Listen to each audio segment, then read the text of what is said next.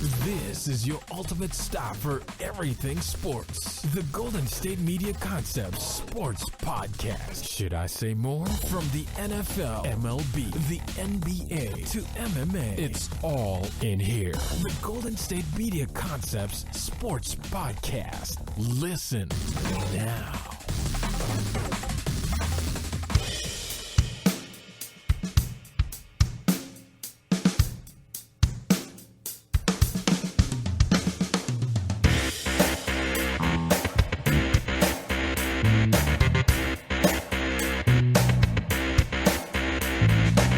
Hello, and thank you for tuning into the Golden State Media Concepts Sports Podcast, where we talk the latest and greatest news in the world of sports. As always, I am Alex, alone today, as every Tuesday is. Ben is no showing me. Ben is at school. Anthony will be here tomorrow, so no worries in that area, but it's just me today. And we have a jam-packed show. Normally, I have to kind of look around for things on my Tuesday shows by myself, but today is jam-packed. We're going to start with baseball. We now have the ALCS set. I will tell you the participants of that in a moment. We had a all-time great game yesterday to end the night off and almost bring us into the early morning of today. And earlier in the day, the first game to be finished was between the Nationals and the Dodgers, and we will update you on how that ended and what we're looking at today in terms of games. We're going to be looking at the Monday Night Football game between the Tampa Bay Buccaneers and the Carolina Panthers. Somewhat of a interesting game, I suppose, in the way you look at it. Again, another boring game for those fans who are not maybe a fan of either of those teams. If you look at it in that sense, maybe not the biggest marquee matchup. Wasn't a lot of scoring. So we'll talk about that in a moment. And then as I mentioned yesterday, we're going to be talking the AP Top 25 poll that came out yesterday, but our show was done before it had come out. Of course, did not come out on Sunday because of the postponement of some games that were concluded on Sunday. So we'll go through all of that today. But first, let's start baseball. We'll start with the first game of yesterday. That was Nationals-Dodgers. This one was an interesting matchup, to say the least. The Nationals came out on top here, 8-3.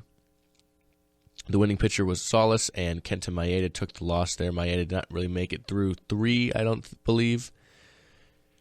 Excuse me. It was a tough game for him. He struggled in the first inning, got a little bit of reprieve there with the bases loaded, but he was in danger from the get-go. Jason Worth hit a home run in this one. A lot of players contributed from the Nationals for this one. I'll tell you that right now. Again, they scored 8 runs. Gio Gonzalez pitched well to start the game. 4 innings. Well, 4.1 innings.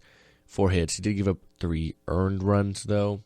Solis came in and pitched the most of any reliever. 1.2 for the most, at least, except for Kelly coming in later. But held them to only 1 hit, struck out, and gave up 1 walk. Probably their best pitcher of the day.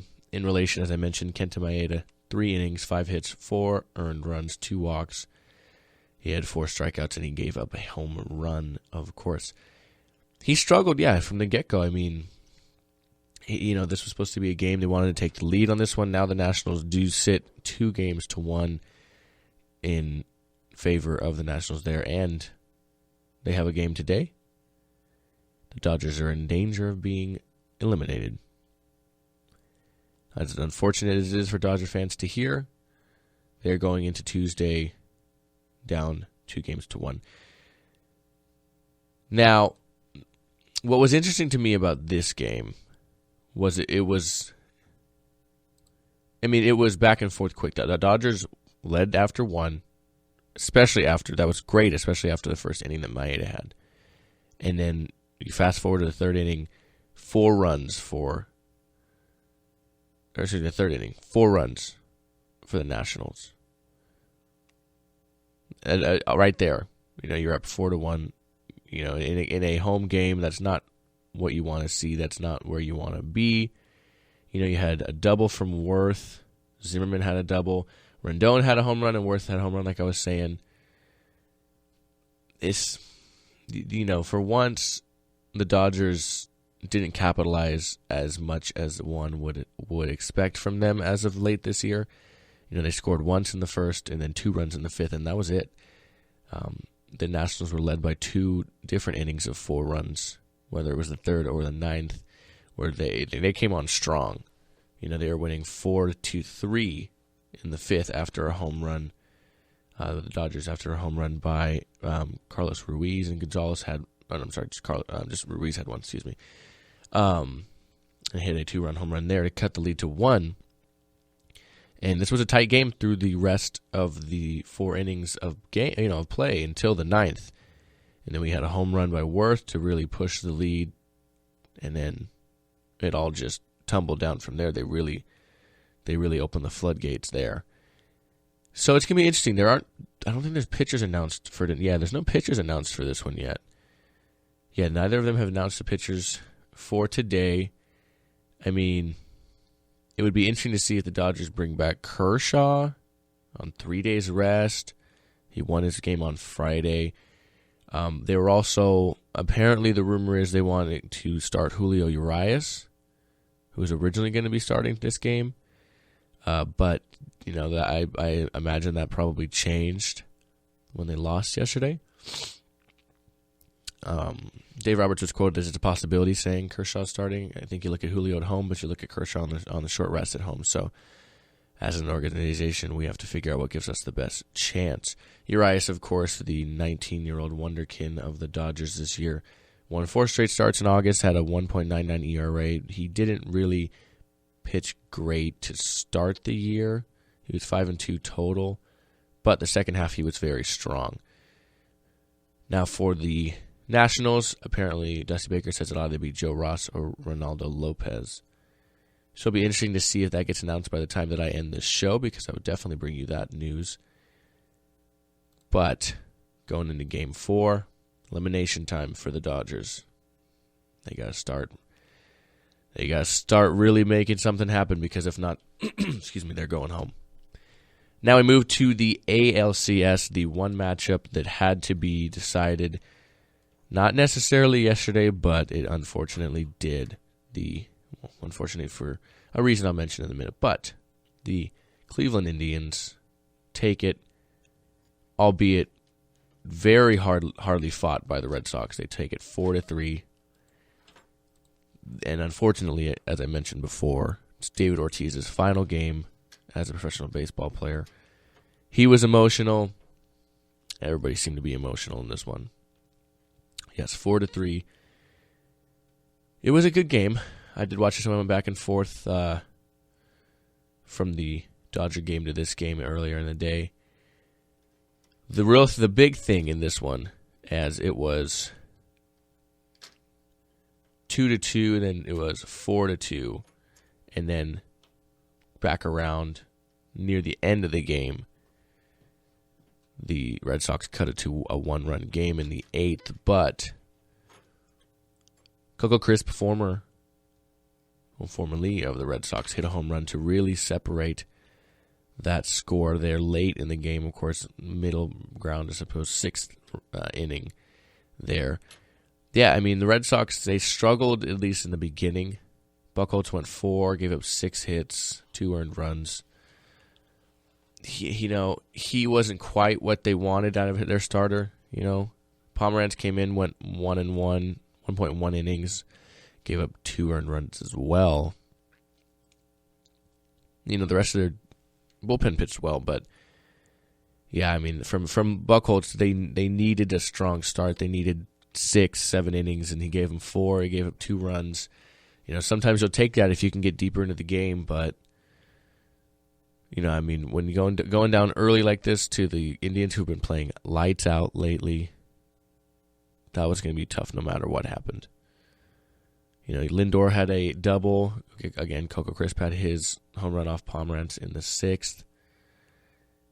It's unfortunate because they obviously were arguably one of the best teams in baseball throughout the entire year. It was one of those storybook kind of things. David Ortiz's final year. Can they win it? All these different things. Everybody looked at the Red Sox as the favorites, and they get swept. Just like the best team in the AL, the Rangers, were swept. So we do have an ALCS matchup set, and that is Cleveland facing off with the Toronto Blue Jays, and that is set to start on Friday, I do believe. I don't know if there's any pitchers announced for that one yet. I imagine there should not be, just because that is a decent ways away from us now. But, yes, they will be playing. As of right now, they're slated to play at 5 p.m. Pacific Standard Time, so 8 on the East Coast over there, and that's going to start in Cleveland. The Indians have the home field there. Moving on to the last game of the day, and did it take a while. We look at last night's game between the Cubs and the Giants. The Cubs looking to move on to the NLCS, looking to eliminate the Giants, who have won, at that point, 9 straight elimination games. It was not going to be easy under any circumstances for the Cubs. And to make things interesting, to start the game,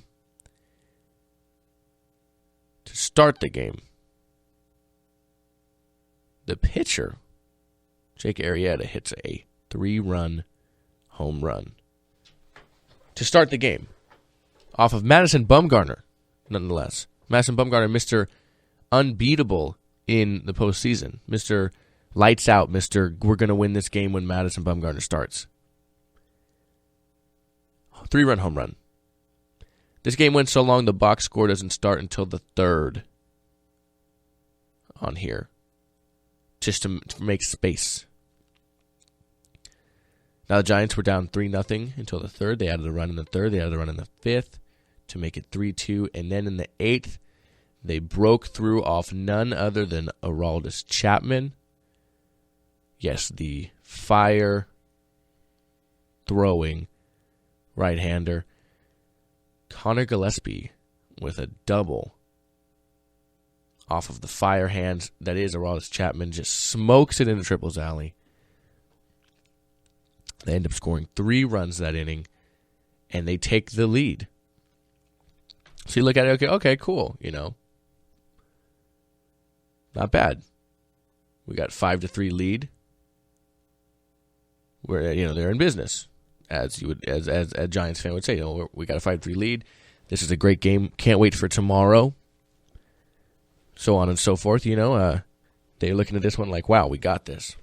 But to the T of the Giants this year, and especially the second half, a save was blown by their best pitcher as of late in terms of late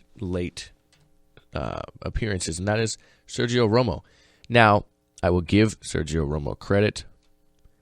At least he did it to the probable MVP. Chris Bryant takes him deep in the top of the 9th for 2 runs, a 2-run bomb to tie the game in the 9th off Romo. It was barely out. It was out, but barely. Tie the game at 5 in the top of the 9th. To send this game into extra innings eventually, that went 4 more innings into the 13th, from 9 to 13, until we had a leadoff double from Brandon Crawford and a game-winning double from Joe Panik. Off the bricks, nonetheless. So we look at it, again, the Giants, they just seem unbeatable in these elimination games. And, of course, they go on today. They're going to face them tonight, as a matter of fact. They'll be facing off at 5:30, I do believe. The starting pitchers have been announced as Matt Moore for the Giants and John Lackey for the Cubs. This one's going to be an intense one. This one's going to be really a make or break game, in my opinion. Obviously, but that is tonight's game. Of course, there's no more AL games to happen. I forgot to mention the time-wise for the Dodger game. That is 2 p.m. here. It's going to be 5 p.m. Eastern time over there on the East Coast. And then another late start for the Giants game, 8:30 on the East Coast over there, p.m., 5:30 here. Now, this game, if you're a fan on the East Coast for this game that I'm talking about now, game I was just talking about, the game from last night, this game here on the on the West Coast didn't end until minutes before midnight, around 11:40 something or other. If you're a fan on the East Coast, that's a late day for you. I know I see it whenever the Giants go play the Mets or the Yankees. There's always a very solid fan base over there still in New York for a team that had once, played in New York. And, if you're a fan of these teams, you're looking at 2 a.m. That's a late day. I know I went, I went to sleep, probably roughly midnight-ish plus. Had to wake up at 6 this morning to come here and do these shows. Yeah, that's a late day. So I'm sure some fans hoping maybe not as long of a day in this one tonight. Personally, as a fan of the Giants, I'm hoping it doesn't go as long because I'm hoping it's just a win for the home team. But whatever happens, happens, of course. And we will bring it to you tomorrow, update you on that. We'll see if we have an NLCS set. We very well could have Nationals Cubs after today, or we could be going to a deciding Game 5 in each of these matchups. Man, this is getting tight. Let's take our first break. We're going to come back. We're going to talk NFL Monday Night Football. And then I will get into the AP Top 25 poll after that. So let's take our first break. We'll come back at the Golden State Media Concepts Sports Podcast. Tired of searching the vast jungle of podcasts? Now listen close and hear this out. There's a podcast network that covers just about everything that you've been searching. Hey! The Golden State Media Concepts Podcast Network is here. Nothing less than a podcast bliss with endless hours of podcast coverage. From news, sports, music, fashion, cooking, entertainment, fantasy, football, and so much more. So stop lurking around and go straight out to the Golden State Media Concepts Podcast Network. Guaranteed to fill that podcast itch. Whatever it may be. Visit us at www.gsmcpodcast.com. Follow us on Facebook and Twitter, and download us on iTunes, SoundCloud, and Google Play.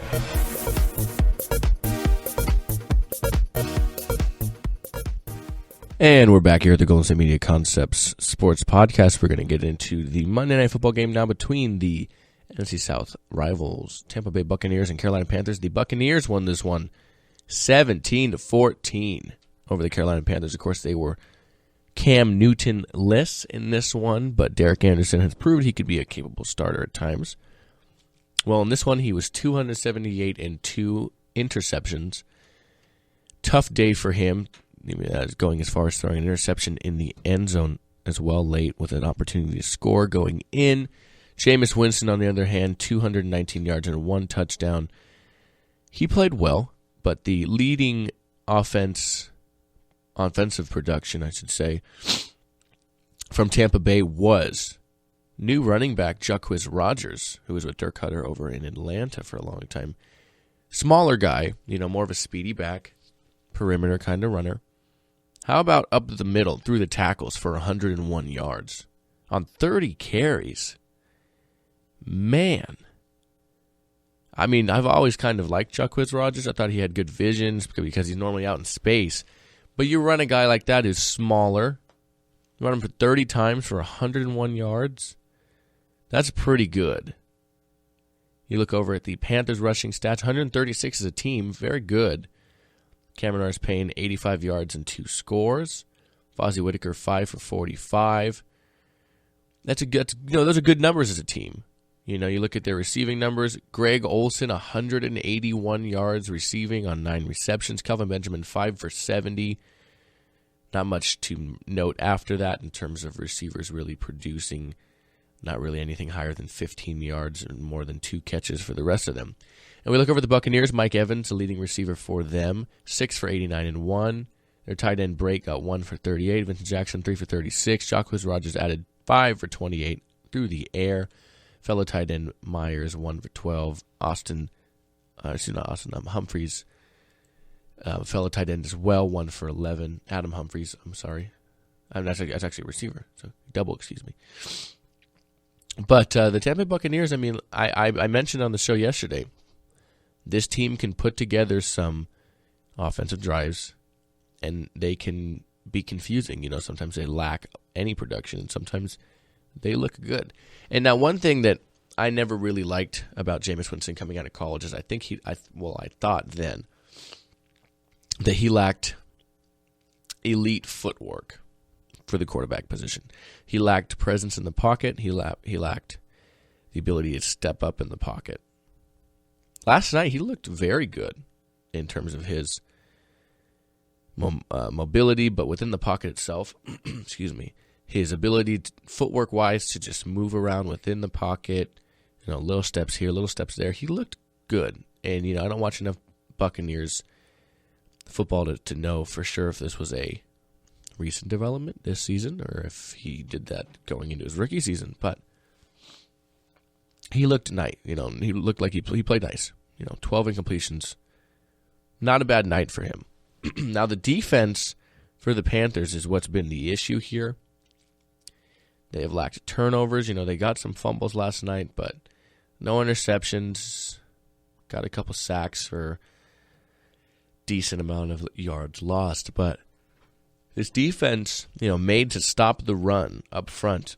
Whether you have Luke Kuechly, Thomas Davis, Shaq Thompson, K'Wan Short, Star Latu-Lele, Paul Soliai, Charles Johnson, Coney Ely, McLean, all of these guys that you've been drafting for your front, where were they last night? Who was there to stop the run? It was interesting to me because this team has never been a team, at least especially last year, to ever be beat up the middle, especially by a running back that's not a bruiser kind of running back. So this game really confused me. The Carolina Panthers now sit at 1-4 on the year. The Super Bowl loser last year, the Super Bowl participant who lost to the Broncos, are 1-4 currently. And at the bottom of their division, they sit 1-4 below New Orleans, who had a bye, and 1-3. Tampa Bay is now second place behind Atlanta, who is playing very well at 4-1. Their offense is hitting everything. Carolina, I don't understand what's going on with them other than their defense. And even then, their offense is not producing as it has. And those who watch the games could say, well, Cam Newton's been hurt. Yes, Cam Newton has been hurt. But when he's played, he hasn't exactly been amazing. He's had good games. But you look at it, and he's not playing like he was MVP caliber last year. And we look at the Buccaneers, they play up to their opponents. They're taking advantage of teams that look at them as an easy win. I'm not saying that the Panthers have did that yesterday by any means, but the Buccaneers, they were with them. Obviously, they won the game. They were with them every snap last night. Now the Panthers go on to play the Saints this weekend. It's going to be one of the morning games. That is another division game, 3 straight for the Panthers. This one's going to be interesting because if they can't turn this around, they're going to be sitting at 1-5 within their division, with the Cardinals and the Rams and the Chiefs up next. The Cardinals, of course, are not playing like themselves either, but at least they seem to get their identity at least. Carson Palmer was out this week. He'll be back. The defense is still playing well. They played well on Thursday night, and albeit against the Niners' stagnant offense, but they played well. The Rams have a nice defense this year. The Rams have stopped elite teams this year. Beat the Cardinals. Beat the Seahawks. They play the Chiefs, they're struggling a bit right now, but we saw in the first couple weeks that they can put up points. Don't get me started on the Raiders in a few weeks. Play the Raiders in 5 weeks. They play them on November 27th, near the end of that month. If the Raiders are putting up points like they are right now, yeah, I think they can beat them. I think the Raiders could come in. Well, actually, it's at home for them. So I think the Raiders could win one at home again, winning their first home game this past weekend. They could beat the NFC defending champions. Because this team, I don't know what is wrong with them. Last year, they led the NFL in takeaway giveaway ratio at plus 20. Only 5 games into this year, and they are at -7, excuse me. Second worst behind -9 are the Jets. They have currently an NFL high 14 turnovers, which are 9 interceptions and 5 lost fumbles. All of last year, now, like I said, 14 turnovers through 5 weeks. They had 10 interceptions and 9 lost fumbles all of last season. 19 turnovers all of last season, and they have 14 through 5 weeks now.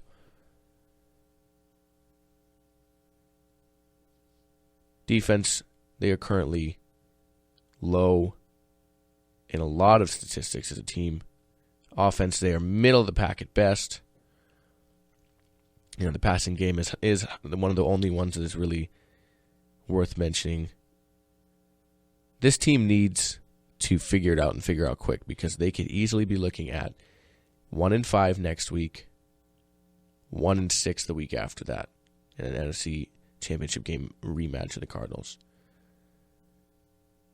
They have to start doing something quick, because as of right now, this team, you look at a team that's 1-4, I find it very hard, if not impossible, to make the playoffs from that. Then we look at the Buccaneers. The Buccaneers have the Niners this week. I believe actually next week on the 23rd. You have the Niners. A game that, again, is going to be wacky because both of these teams aren't very good. But also, you look at, this is a Buccaneers team that at least has a little bit more of an identity than this Niner team.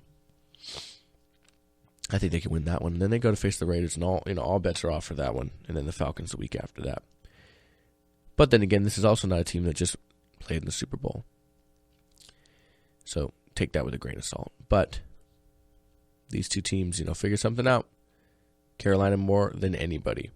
Figure it out. We're going to take our last break here at the Golden State Media Concepts Sports Podcast. We're going to come back, and we are going to talk AP Top 25 poll. I'll give you an update on that, what that's looking like now entering the 6th week of competition, 7th week as a matter of fact, in college football. So we'll take a quick break. Be right back here at the Golden State Media Concepts Sports Podcast. Do you want to be healthier, yet you just don't know what to do? All these shows telling you this and that, but nothing seems to work. Well, listen close. Golden State Media Concepts has got something great for you. The Health and Wellness Podcast dedicated to workout trends, healthy eating habits, diet, and everything about healthy living. Join us in our banters as we help you not just live life to the fullest, but live it to the healthiest.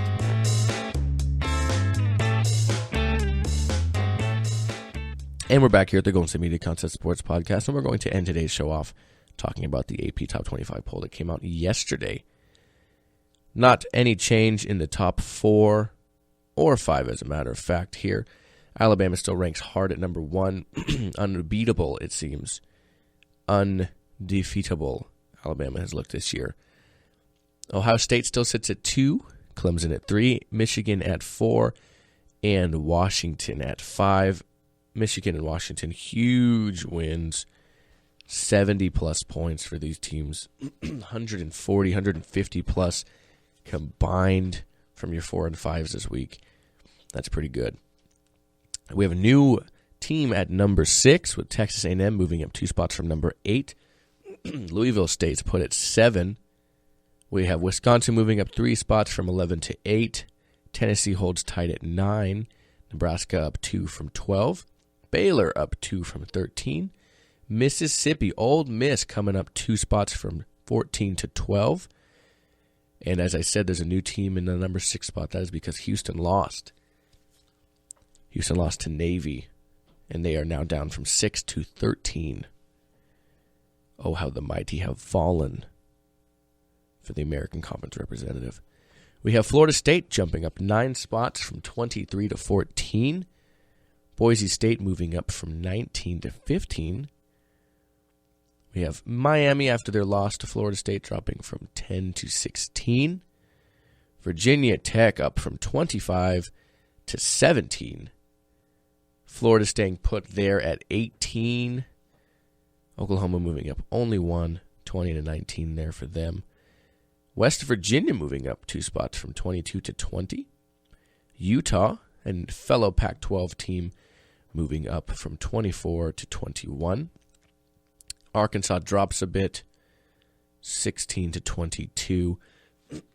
Auburn is now ranked, coming in at the 23rd spot on the list, as well as Western Michigan, a Mid-American Conference team, coming in at 24. And the very team that beat Houston Navy, the American Conference team, coming in at 25, 23 to 25, all fresh ranked teams. All of them. That's not bad. Not bad at all. Stanford, of course, dropped out of the top 25 after losing to Washington State this week. Oregon nowhere near the top after back-to-back losses to the Washington and Washington State teams. And again, just being demolished by Washington this weekend, as a matter of fact. This is an interesting list to look at. Currently, as we have it, our 4 teams in the college football playoff, you would imagine. We have Alabama, we have Ohio State, we have Clemson, and we have Michigan. Now, the tricky thing and the interesting thing about this is you have these 4 teams within the top 4, obviously, spots I just mentioned. Michigan and Ohio State will have to play one another. One of those teams will lose, and you imagine one of those teams will drop out of the top 4. If Washington keeps pace, you imagine they will move in to the top 4. If Texas A&M has a stronger strength of schedule and they continue to keep pace and have more impressive wins, one could imagine they move in to the top 4. And the long shot, I think, as of right now, would be Louisville trying to work their way back into the top 5, of course, being very high in there at one point, currently at 7, up until their loss earlier this year to Clemson. This is going to be a very interesting couple weeks to see how this goes. I do forget when exactly Ohio State takes on Michigan. But when that one happens, someone's dropping. I imagine also that they might even swap positions in terms of whoever wins might. If Ohio State wins, they'll stay 2. If Michigan wins, they could very well end up being 2. Maybe Clemson moves in there. Maybe Michigan only moves up 1. You know what? We'll have to see where we're sitting in that time. You know, by the time week, whatever that is, comes up. But it'd be an interesting finish. We'll see if these teams that just entered the top 25 can stay. We'll see if some of these teams that have been in there for most of the year can fall out or will fall out. It's going to be an interesting and fun end of the year. A couple of things really quickly, college football related, I want to mention. UCLA coach Jim Morris, hopeful Josh Rosen can play this week at Washington State. Josh Rosen got hurt. I believe he left in the second quarter of their game this weekend. Josh Rosen, of course, you know, the nice young starter for UCLA. He hasn't had the greatest of seasons this year as opposed to last year, but he's trying, you know, and he's not a bad quarterback. I like a lot about Josh Rosen. You know, he struggled in certain games throughout the year for UCLA, but somebody I've always liked as a quarterback. Look at Oregon. Oregon currently now has a 19% chance of making a bowl game, lowest among any team that was ranked in the top 25 preseason poll. And before last week, neither Oregon nor Stanford had lost to another Pac-12 North team other than themselves by more than one score. Now it's happened 4 times in 2 weeks. The Cardinals and the Ducks were 48-2 this decade against the rest of the division, 0-4 in the past 2 weeks. Pac-12 has some problems coming for him. All right, well, tomorrow we're going to be looking at, of course, playoff baseball. If we have Game 5s, the ever great Game 5s, the elimination games, almost as great as Game 7s, in my opinion, of course. So we'll see if we have a couple of those because if the Dodgers and the Giants win, we for sure will have not only one, but two of them. Is it possible we have one? Of course. Is it possible we have none? Yes, of course. We'll come back tomorrow. Ben, I, and Anthony will all be here. We will talk about these games for you then. We will update you if the series have ended to who exactly will be playing each other. Of course, if they end tonight, it'll be Nationals-Cubs.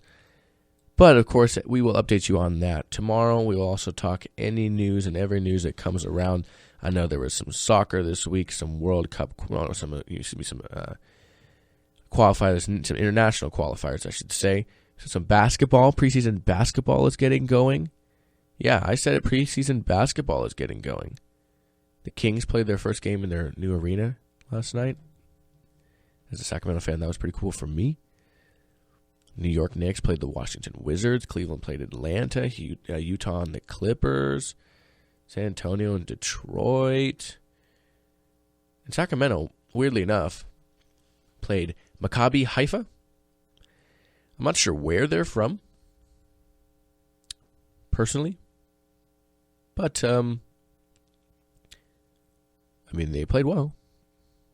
Ish. Kings won 135-96. So, interesting, I suppose. But, of course, we will have wonderful analysis of anything and everything there is to talk about here tomorrow on the Golden State Media Concepts Sports Podcast. But for Ben, for Anthony, and for even for Jeremiah when he's on the show every once in a while, I bid you adieu. I thank you for listening. And as always, we'll be back tomorrow with a jam-packed show full of the biggest and best in the world of sports. Thank you for listening, and we will see you then. You've been listening to the Golden State Media Concepts Sports Podcast, part of the Golden State Media Concepts Podcast Network. You can find this show and others like it at www.gsmcpodcast.com. Download our podcast on iTunes, Stitcher, SoundCloud, and Google Play. Just type in GSMC to find all the shows from the Golden State Media Concepts Podcast Network, from movies to music, from sports to entertainment, and even weird news. You can also follow us on Twitter and on Facebook. Thank you, and we hope you have enjoyed today's program.